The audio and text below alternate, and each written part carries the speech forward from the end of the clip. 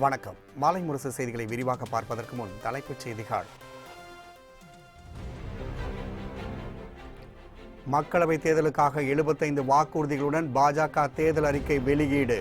நடைமுறைக்கு சாத்தியமாகும் வகையில் தயாரிக்கப்பட்டுள்ளதாக ராஜ்நாத் சிங் விளக்கம்.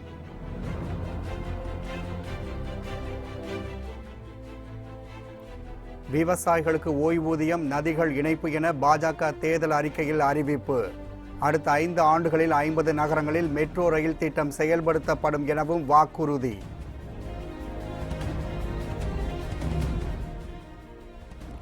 எட்டு வழிச்சாலைக்கு நிலம் கையகப்படுத்தியது செல்லாது என சென்னை உயர்நீதிமன்றம் பரபரப்பு தீர்ப்பு. நிலம் கையகப்படுத்துவது குறித்த அரசாணையை ரத்து செய்து அதிரடி உத்தரவு.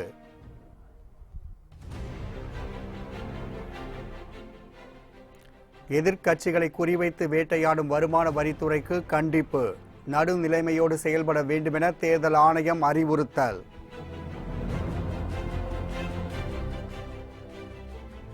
நாடு பாதுகாப்பாக இருக்க வலிமையான பிரதமர் தேவை என முதலமைச்சர் பழனிசாமி பிரச்சாரம். ஸ்டாலின் மரியாதையாக பேச வேண்டும், இல்லாவிட்டால் காது ஜவ்வு கிழிந்துவிடும் எனவும் எச்சரிக்கை. 2019 ஆண்டு மக்களவைத் தேர்தலுக்கான பாஜக தேர்தல் அறிக்கை டெல்லியில் இன்று வெளியிடப்பட்டது.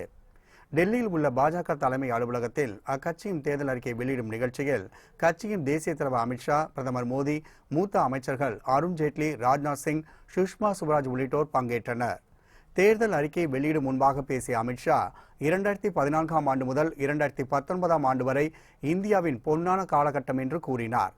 5 ஆண்டுகால பாஜக ஆட்சியில் ஊழல் எதுவும் நடைபெறவில்லை என கூறிய அமித்ஷா, 5 ஆண்டுகளில் 50 மெகா முடிவுகளை எடுத்துள்ளதாக தெரிவித்தார். தற்போதைய தேர்தல் அறிக்கையில் 75 வாக்குறுதிகள் அளித்துள்ளதாகவும் அவர் கூறினார். இதனைத் தொடர்ந்து பாஜக தேசிய தலைவர் அமித்ஷா, பிரதமர் நரேந்திர மோடி, மத்திய அமைச்சர்கள் அருண்ஜேட்லி, ராஜ்நாத் சிங், சுஷ்மா உள்ளிட்டோர் சங்கல்ப் பத்ரா என்ற பெயரில் உள்ள பாஜக தேர்தல் அறிக்கையை வெளியிட்டனர். 48 பக்கங்கள் கொண்ட பாஜக தேர்தல் அறிக்கையை வெளியிட்ட பின் பேசிய ராஜ்நாத் சிங், பாஜக தேர்தல் அறிக்கை 130 கோடி மக்களுக்கு திருப்தி அளிக்கும் என்று கூறினார். மேலும் நடைமுறைக்கு சாத்தியமாகும் வகையில் பாஜக தேர்தல் அறிக்கை இருப்பதாகவும் அவர் விளக்கம் அளித்தார்.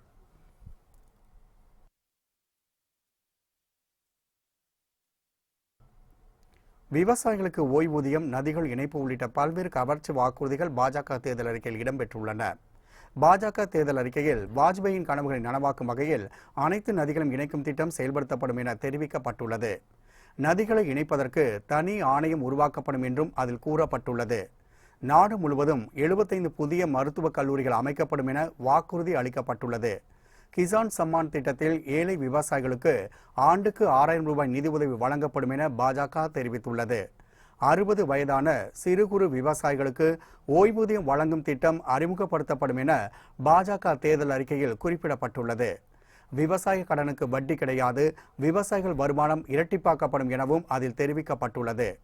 மத நம்பிக்கைகளை பாதுகாக்க அரசியல் சாசன சட்ட ரீதியாக நடவடிக்கைகள் எடுக்கப்படும் என வாக்குறுதி அளித்துள்ள பாஜக, முத்தலாக் தடை சட்டம் நிறைவேற்றப்படும் என உறுதிபட தெரிவித்துள்ளது. கிராமப்புற வளர்ச்சிக்காக 25 லட்சம் கோடி ஒதுக்கப்படும் என அறிவித்துள்ள பாஜக, மகளிருக்கு 1 ரூபாய்க்கு சானிட்டரி நாப்கின் வழங்க நடவடிக்கை எடுக்கப்படும் என்றும் கூறியுள்ளது. மேலும் நாடாளுமன்றம், சட்டமன்றம் உட்பட அனைத்து துறைகளிலும் மகளிருக்கு 33% இடஒதுக்கீடு கிடைக்க நடவடிக்கை எடுக்கப்படும் எனவும் தெரிவிக்கப்பட்டுள்ளது. நாடு முழுவதும் பொதுவான சிவில் சட்டத்தை கொண்டுவர நடவடிக்கை எடுக்கப்படும் என்றும், சபரிமலை ஐயப்பன் கோவிலின் பாரம்பரியம் பாதுகாக்கப்படும் எனவும், ஜிஎஸ்டி வரி விதிப்பு நடைமுறை அனைவருடனும் கலந்து பேசி எளிமையாக்கப்படும் எனவும் பாஜக கூறியுள்ளது. அடுத்த 5 ஆண்டுகளில் 50 நகரங்களில் மெட்ரோ ரயில் திட்டம் செயல்படுத்தப்படும் என கூறியுள்ள பாஜக, 2022 ஆண்டுக்குள் சாத்தியமான இடங்களில் அகல ரயில் பாதை அமைக்கப்படும் எனவும் தெரிவித்துள்ளது. இது தவிர தீவிரவாதிகளை ஒடுக்குவதில் தயவு தாட்சண்யம் கிடையாது என்றும் பாஜகவின் தேர்தல் அறிக்கையில் திட்டவட்டமாக தெரிவிக்கப்பட்டுள்ளது.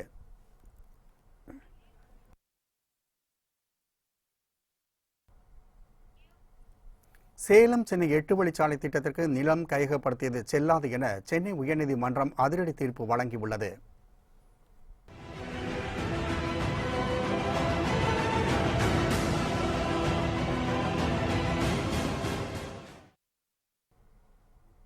சேலம் சென்னை 8 வழிச்சாலைக்காக விளைநிலங்கள் கையகப்படுத்துவதற்கு எதிர்ப்பு தெரிவித்தும் அதற்கு தடை விதிக்க கோரியும் விவசாயிகள், நில உரிமையாளர்கள் சென்னை உயர்நீதிமன்றத்தில் வழக்கு தொடர்ந்துள்ளனர். இந்த வழக்கில் இருதரப்பு வாதங்கள் நிறைவடைந்துள்ள நிலையில் சென்னை உயர்நீதிமன்றத்தில் இன்று தீர்ப்பு வழங்கப்பட்டது. 8 வழிச்சாலை திட்டத்திற்காக சேலம், தருமபுரி, காஞ்சிபுரம் உள்ளிட்ட 5 மாவட்டங்களில் சுமார் 1900 ஏக்கர் நிலங்களை கையகப்படுத்த வெளியிடப்பட்ட தமிழக அரசாணையை சென்னை உயர்நீதிமன்றம் ரத்து செய்துள்ளது.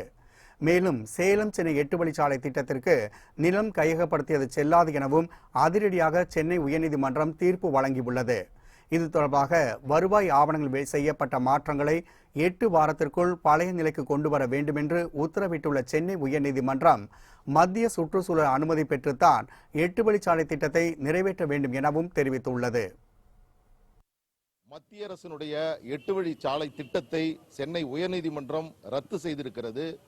போதிய முன் ஆலோசனை நடத்தப்படாமல், சுற்றுச்சூழல் குறித்து முன் அனுமதி பெறப்படாமல் இந்த திட்டம் அறிவிக்கப்பட்டிருக்கிறது என்ற அடிப்படையில் சென்னை உயர்நீதிமன்றம் இந்த திட்டத்தை ரத்து செய்திருக்கிறது.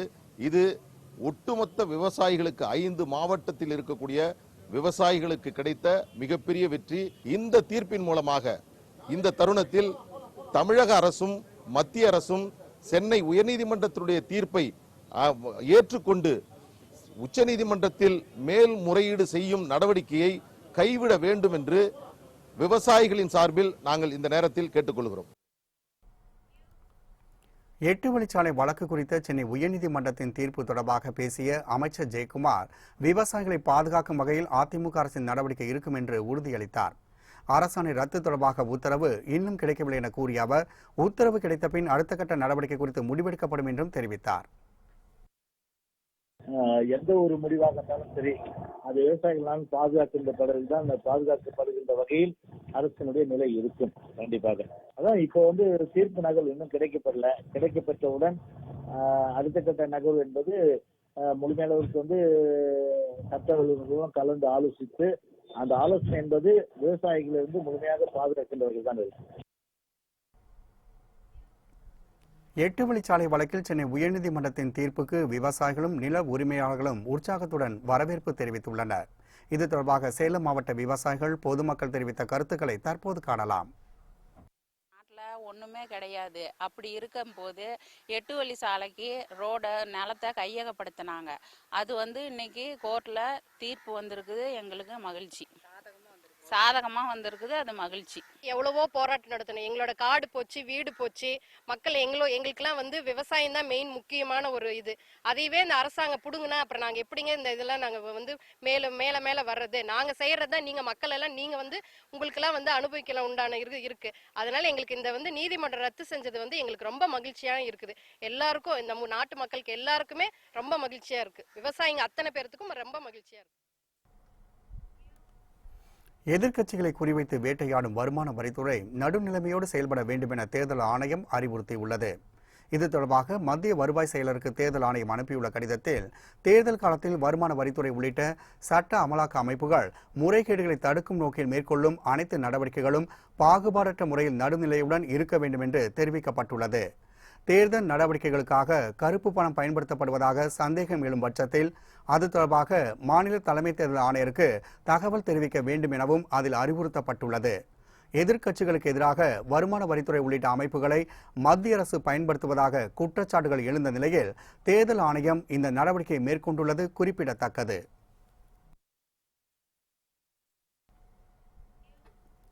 தேர்தலுக்கு பிந்தைய கருத்து கணிப்புகளை வெளியிடுவதற்கான தடை நாளை மாலையிலிருந்து நடைமுறைக்கு வருகின்றது.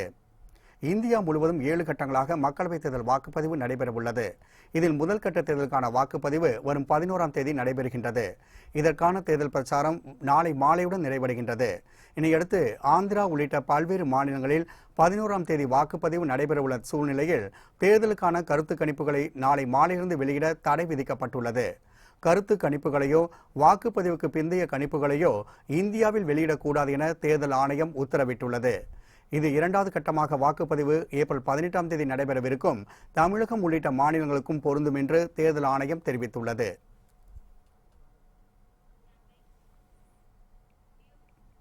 இந்தியா முழுவதும் 1845 கோடி ரூபாய் மதிப்பிலான பணம் மற்றும் பொருட்கள் பறிமுதல் செய்யப்பட்டுள்ளதாக இந்திய தேர்தல் ஆணையம் தெரிவித்துள்ளது. நாடு முழுவதும் ஏப்ரல் 11ஆம் தேதி முதல் மே 19ஆம் தேதி வரை மக்களவைத் தேர்தல் 7 கட்டங்களாக நடைபெறவுள்ளது. தமிழகம் மற்றும் புதுவையில் ஒரே கட்டமாக ஏப்ரல் 18ஆம் தேதி மக்களவை மற்றும் காலியாக உள்ள 18 சட்டமன்ற இடைத்தேர்தல் நடைபெறும் என தேர்தல் ஆணையம் அறிவித்துள்ளது. இந்த தேர்தலில் வாக்காளர்களுக்கு பணம் வழங்குவதை தடுக்க தேர்தல் ஆணையம் பல்வேறு நடவடிக்கைகளை மேற்கொண்டு வருகின்றது. இதன் காரணமாக ஆவணமில்லாமல் எடுத்துச் செல்லப்படும் நகை, பணம் உள்ளிட்ட பொருட்கள் பறிமுதல் செய்யப்படுகின்றன. இந்நிலையில் நாடு முழுவதும் பறக்கும் படை நடத்திய சோதனையில் இதுவரை 1855 கோடி ரூபாய் மதிப்பிலான ரொக்கம், தங்க நகைகள், வாக்காளர்களுக்கு இலவசமாக வழங்க வைக்கப்பட்டிருந்த பல கோடி ரூபாய் மதிப்புள்ள பொருட்கள் பறிமுதல் செய்யப்பட்டுள்ளன. தமிழகத்தில் இதுவரை 398 கோடி ரூபாய் மதிப்பிலான பணம் மற்றும் பொருட்களை பறிமுதல் செய்யப்பட்டுள்ளதாக தேர்தல் ஆணையம் தெரிவித்துள்ளது.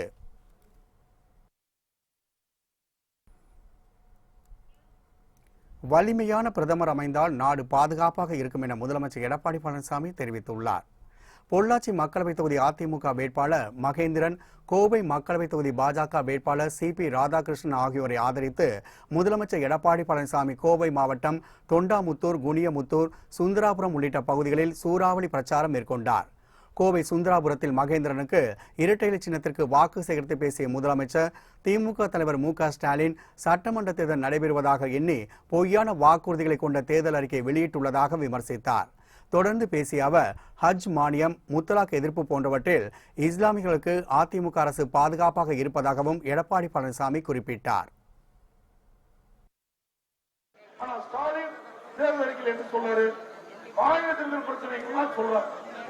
இப்ப சட்டமன்றத்துக்கு தேர்தல் நடக்கல, பாராளுமன்றத்துக்கு தேர்தல் நடக்கல. வேண்டுமென்றே திட்டமிட்டு கவர்ச்சிகரமான திட்டத்தை தேர்தல் அறிக்கை மூலமாக அறிவிப்பு கொடுத்து மக்களை குழப்பி அதுல வாக்குகளை பெற முயற்சிக்கிறாங்க. விசாரணை இருக்கணும். இது நாடாளுமன்ற தேர்தல், சட்டமன்ற தேர்தல் அல்ல. அவர் கொடுக்கப்பட்ட வாக்குறுதிகள் அனைத்தும் பொய், தேர்தல் அறிக்கை அத்தனை பொய். ஏற்கனவே கொடுக்கப்பட்ட வாக்கு எதுவுமே நிறைவேற்றவில்லை என்பதை நேரத்தில் சுட்டிக்காட்டி இன்னைக்கு அனைத்து அண்ணா திராவிட முன்னேற்ற கழகம். பின்னர் கோவை ராஜவீதி பகுதியில் பாஜக வேட்பாளர் CP ராதாகிருஷ்ணனை ஆதரித்து பரப்புரை மேற்கொண்டார். அப்போது பேசிய முதலமைச்சர், திராவிட முன்னேற்ற கழகம் கம்பெனியாக மாறிவிட்டதாகவும் அக்கட்சியில் குடும்ப உறுப்பினர்களுக்கு மட்டுமே பதவிக்கு வர முடியும் எனவும் விமர்சித்தார். காற்றில் ஊழல் செய்த கட்சி திமுக என எடப்பாடி பழனிசாமி குற்றம் சாட்டினார். திமுக குடும்ப கட்சி, அது உறுப்பினர் தான் அதிகாரத்துக்கு வர முடியும், வேற யாரும் அதிகாரத்துக்கு வர முடியாது. ஆக அது திமுக கட்சி ஒரு கம்பெனி ஆயிடுச்சு, கட்சி இல்ல. காசு கண்ணுக்கு தெரியுதா? காத்து யாருக்கா கண்ணுக்கு தெரியுதுங்களா? கொடி பறக்க தான் தெரியுது. ஆக கண்ணுக்கு தெரியாத காற்றில் கூட ஊழல் செய்கிற மன்னன் திமுக.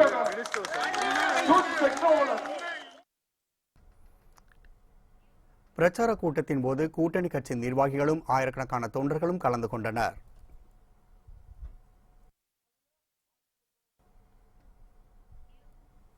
ஒட்டன்சத்திரத்தில் பாமக வேட்பாளரை ஆதரித்து பேசிய முதலமைச்சர் பழனிசாமி, ஸ்டாலின் மரியாதையாக பேச வேண்டும் என்றாவிட்டால் காது ஜவ்வு கிழிந்துவிடும் என்று எச்சரிக்கை விடுத்தார்.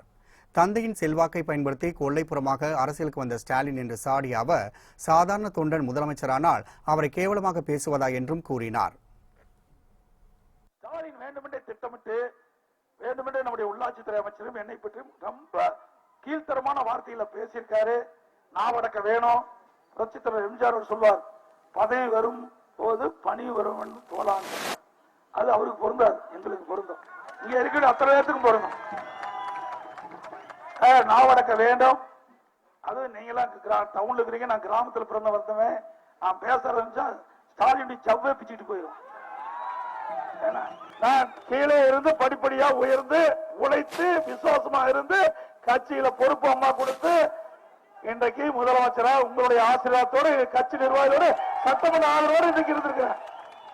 நீ எப்படி வந்த? உங்க அப்பா திமுக தலைவர், முதலமைச்சரா இருந்தாரு. அவருடைய செல்வாக்குல நீ எம்எல்ஏ ஆன, பிறகு அமைச்சரான, செயல் தலைவரான, திமுக தலைவராக இருக்க. நீ உழைப்பில்லாம நீ தலைவரானதுக்கு இந்த கெத்தாப்பு இருக்குன்னா உழைக்கிறவனுக்கு எவ்வளவு சக்தி இருக்கும். எங்களை தயவு செய்து எங்களை குறைத்து மதிப்பிடாத. உழைக்கிறவனுக்கு பலம் அதிகம், சக்தி மக்களுடைய எண்ணங்களை புரிந்து நாங்கள் வந்திருக்கிறோம். அதே குற்றச்சாட்டு சொல்லுகிற பொழுது பார்த்து சொல்லு. அனைத்து இந்திய அண்ணா திராவிட முன்னேற்ற கழக ஆட்சியிலும் சரி, எங்களுடைய அமைச்சர் மீது பூத கண்ணாடி வச்சு பார்த்தா கூட ஒரு குற்றத்தையும் கண்டுபிடிக்க முடியாது.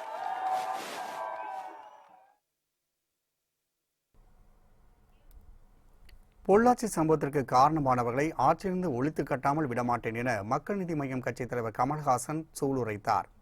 கோவை மாவட்டம் சூலூரில் வேட்பாளர் மகேந்திரன் ஆதரித்து பேசிய அவர், பொள்ளாச்சி சம்பவங்களுக்கு வருத்தம் தெரிவிப்பதாக ஒரு வார்த்தை கூட ஆளும் கட்சி கூறவில்லை என்று கூறினார். இந்த சம்பவம் தமிழ் தாயை களங்கப்படுத்தியதற்கு சமம் என கூறிய கமல்ஹாசன், துறை வாரியாக சென்று ஊழல் செய்யும் ஆளும் கட்சியினரை அகற்ற வேண்டும் என்றும் தெரிவித்தார்.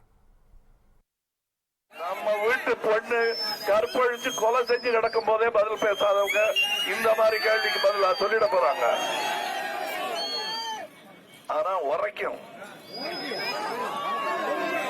அதுவும் தெரியலங்க. சமீபத்தில் நடந்திருக்கிறது, அதற்கும் பெரிய பதில் ஒன்று இல்லை. கேட்டா பெருசுபடுத்தாதீங்க. எதிர்கட்சிகள் அரசியல் ஆதாயம் தேடுகிறார்கள் என்கிறார்கள். அரசியல் ஆதாயம் தேடி தேடித்தான் இந்த நிலைக்கு ஆளாயிருக்கிறது தமிழகம்.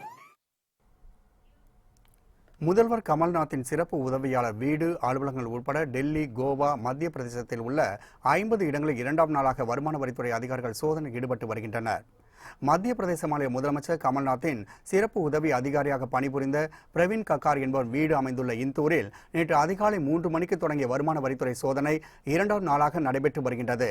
இது தவிர கமல்நாத்தின் ஆலோசகராக இருந்த RK மிக்லானியின் டெல்லி வீட்டிலும் சோதனை தொடர்ந்து நடைபெற்று வருகின்றது. இதேபோல் போபால், கோவா, டெல்லி உள்ளிட்ட 50 இடங்களில் இன்று 2ஆம் நாளாக வருமான வரித்துறை சோதனை நடைபெற்று வருகின்றது. நேற்று நடைபெற்ற சோதனையில் முதல்வர் கமல்நாத் உதவியாளர் வீட்டிலிருந்து 9 கோடி ரூபாய் கணக்கில் வராத பணம் கைப்பற்றப்பட்டதாக தகவல்கள் வெளிவந்துள்ளன. இது தவிர வேறு பல இடங்களில் நடைபெற்ற சோதனைகளிலும் கட்டுக்கட்டாக பணம் மற்றும் முக்கிய ஆவணங்கள் பறிமுதல் செய்யப்பட்டுள்ளன. இந்நிலையில் கைப்பற்றப்பட்ட ஆவணங்களின் அடிப்படையில் 2ஆம் நாளாக இன்றும் சோதனை நடத்தப்பட்டு வருவதாக வருமான வரித்துறை தகவல்கள் தெரிவிக்கின்றன.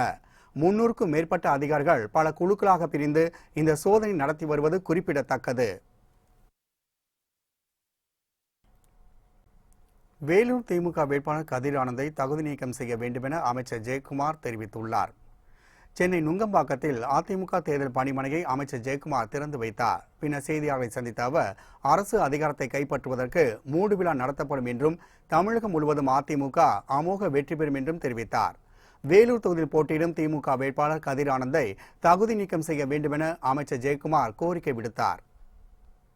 அளவுக்கு இன்கம் டாக்ஸ் டிபார்ட்மெண்ட்டும் சரி, அதே போல் ஃப்ளைங் ஸ்குவாடும் போயிட்டு அங்கே கட்டுக்கட்டா பணத்தை எல்லாம் கைப்பற்றியது நிச்சயமாக மூடி மறைக்க முடியாது. பூசணிக்காய் இல்லை, ஒரு பெரிய அளவுக்கு பணமலையை மூடி மறைக்க முடியாது. எனவே பணத்தின் மூலம் எப்படியாவது அதிகாரத்தை கைப்பற்றி விடலாம் என்கின்ற அந்த நினைப்புக்கு முழுமையானவர்களுக்கு மூடு விழா செய்யப்பட்டிருக்கின்றது. எனவே ஜனநாயகம் என்பது காப்பாற்றப்பட்டிருக்கின்றது. தமிழகத்தின் நாடாளுமன்ற தேர்தலை ஒட்டி நடைபெறும் பிரச்சாரத்தில் பல்வேறு அரசியல் கட்சி தலைவர்கள் பங்கேற்றுள்ளனர். அவை குறித்த சில தொகுப்பை தற்போது காணலாம். தஞ்சை நாடாளுமன்ற தொகுதியில் தமாக சார்பில் போட்டியிடும் வேட்பாளர் நடராஜன் மன்னார்குடியில் வாக்கு சேகரித்தார். உணவுத்துறை அமைச்சர் காமராஜ், அதிமுக நிர்வாகிகள், கூட்டணி கட்சியினர் பங்கேற்று பேரணியாக சென்றனர். கரூர் அதிமுக நாடாளுமன்ற வேட்பாளர் தம்பிதுரை கூட்டணி கட்சியினரோடு துண்டு பிரசுரங்களை வழங்கி வாக்குகளை சேகரித்தார். பசுபதிபாளையம், செல்வநகர், தொழில்பேட்டை உள்ளிட்ட பகுதிகளை வாக்காளர்களை நேரில் சந்தித்து வாக்குகளை அவர் சேகரித்தார். கரூரில் காங்கிரஸ் வேட்பாளர் ஜோதிமணி கூட்டணி கட்சியினரோடு தேர்தல் துண்டு பிரசுரங்களை வழங்கினார். சின்னமநாயக்கன்பட்டி, நத்தமேடு, கட்டளை உள்ளிட்ட கிராமங்களில் வாக்காளர்களை நேரடியாக சந்தித்து அவர் வாக்குகளை சேகரித்தார். விஜயகாந்த் நலமாக இருக்கிறார், விரைவில் பொதுமக்களை சந்திக்க வருவார் என தேமுதிக பொருளாளர் பிரேமலதா விஜயகாந்த் கூறியுள்ளார். ராமநாதபுரம் மாவட்டம் சாயல்குடியில் பாஜக வேட்பாளர் நைனா நாகேந்திரனை ஆதரித்து பிரேமலதா விஜயகாந்த் பிரச்சாரம் செய்துகொண்டார். அப்போது சின்னம் எது என தெரியாமல் தாமரைக்கு பதிலாக இரட்டை இலைக்கு ஓட்டு கேட்டார். அப்போது தொண்டர்கள் கூச்சலிட்டு சின்னத்தை தெரிவித்தனர். பின்னர் பேசிய பிரேமலதா விஜயகாந்த் அதிமுக கூட்டணி மக்களிடையே ராசியான கூட்டணி என்று தெரிவித்தார். மேலும் மறைந்த முதலமைச்சர் ஜெயலலிதா பாணியில் செய்வீர்களா என கேட்டபடி பிரேமலதா விஜயகாந்த் வாக்கு சேகரித்தார். பாராளுமன்ற தொகுதியினுடைய ராமநாதபுரம் இங்கே தேர்தலில் போட்டியிடுபவர் திரு நாயினார் நாகேந்திரன் அவர்களுக்கு கூட்டணியின் வெற்றி சின்னமாம் இரட்டை இலை சின்னத்தில் வாய்ப்பு கொடுத்து ஒரு அமோக வெற்றியை இந்த தேர்தலில் நீங்கள் அனைவரும் வாங்கி தர வேண்டும் என்று உங்கள் எல்லாரையும் பார்த்து நான் இறைவன் கூப்பி கேட்டுக்கொள்கிறேன்.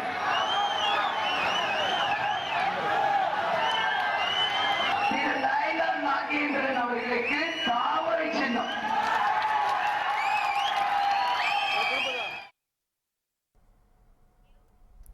பிரதமர் நரேந்திர மோடி, பாமக நிறுவனர் ராமதாஸ் ஆகிய இருவரும் சிறந்த நடிகர்கள் என திருமாவளவன் விமர்சனம் செய்துள்ளார்.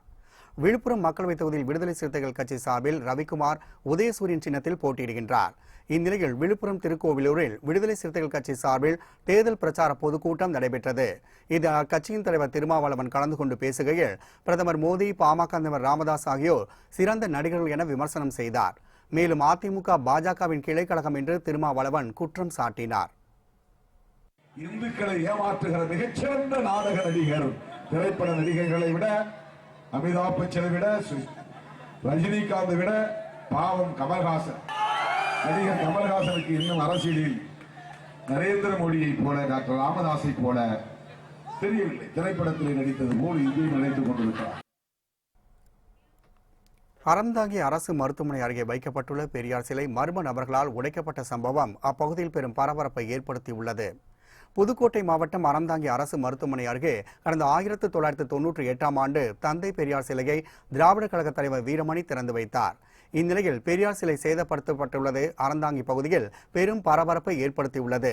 திராவிட கழக நிர்வாகிகள், திமுக நிர்வாகிகள் என அனைத்து கட்சி நிர்வாகிகள் பலரும் சம்பவ இடத்தில் குவிந்துள்ளனர். மாவட்ட எஸ்பி செல்வராஜ் நேரில் விசாரணை நடத்தி வருகின்றார். நள்ளிரவில் பெரியார் சிலை சேதப்படுத்திய மர்ம நபர்களை போலீசார் தேடி வருகின்றனர்.